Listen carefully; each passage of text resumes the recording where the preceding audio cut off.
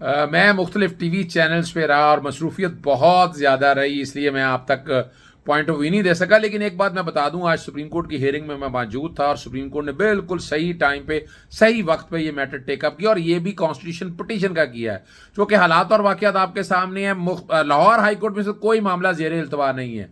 Lahore high court के election कराने के हवाले से मेरी पिटीशन डिसमिस कर दी थी 22 फरवरी को 12:15 बजे करीब, और उसके 6 घंटे बाद इलेक्शन कमीशन इलेक्शन पोस्टपोन कर दिया। तो रेमेडी CPL है मेरी, वो भी आ रही है और मामला अब सुप्रीम कोर्ट के सामने है। दूसरी बात है, टाइम भाग रहा है, टाइम दौड़ रहा है, 90 दिन का टाइम गुजर रहा है, तो फिर किसने टेकअप करना है? इलेक्शन आपकी आला अदालतों की ड्यूटी है बुनियादी हकूक का तहफ़्फ़ुज़ फराहम करना और एनफोर्समेंट करना। और जो डिबेट शुरू की गई जस्टिस सैयद मंसूर अली शाह के डाइसेंट नोट के, उसकी कोई आईनी और कानूनी हैसियत नहीं है। अगर आपको याद होगा, तारीखी तौर पर PLD 2022 सुप्रीम कोर्ट 306 जो बेंच बनाने के हवाले से इस्तेहकाक, जब मास्टर ऑफ द रोस्टर वो चीफ जस्टिस ऑफ पाकिस्तान है, चीफ जस्टिस ऑफ पाकिस्तान जाएं, किसको बनाना है, किसको रखना है, किसको निकालना है, अब ये सेटल्ड लॉ हो चुका हुआ है, इसमें कोई डिस्प्यूट रह नहीं गया। और अब इस स्टेज के ऊपर हम डिबेट छेड़े तो ये एकेडमिक्स डिबेट तो हो सकती है, लेकिन इसका आइन और कानून से दूर तक वास्ता नहीं है।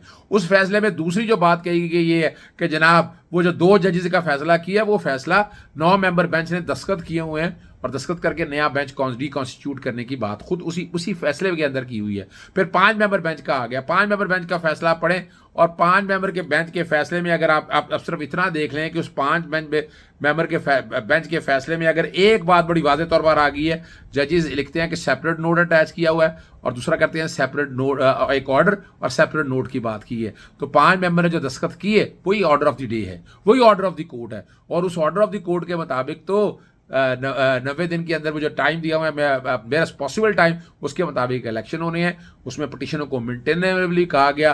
अब आके 2 मेंबर अगर कह दे, डाइसेंट कह के 2 मेंबरों ने और किया, तो फिर आपको फिर जाना पड़ेगा वो गुलाम महमूद डोगर वाली दरखास्त के अंदर। जस्टिस जाजुल, जस्टिस सईद मुज़ाहिर अली अकबर नकवी साहब ने सुओ मोटो का कह दिया कि सुओ मोटो लेना है, तो उन्होंने तो होल्ड कर दिया। जब आप होल्ड कर दिया, 2 का वो ले और 3 का ये लें, तो फिर इस तरह तो 5 मेंबर बेंच ये भी बनते हैं। हमें इस डिबेट में पढ़ना नहीं चाहिए, हमें एडमिनिस्ट्रेशन ऑफ जस्टिस को सामने रखते हुए आगे की तरफ चलना चाहिए। इलेक्शन नहीं हो रहे इस मुल्क के अंदर, इस डिबेट में क्यों कंफ्यूजन क्रिएट की जा रही है? इलेक्शन कराएं 90 दिन के अंदर।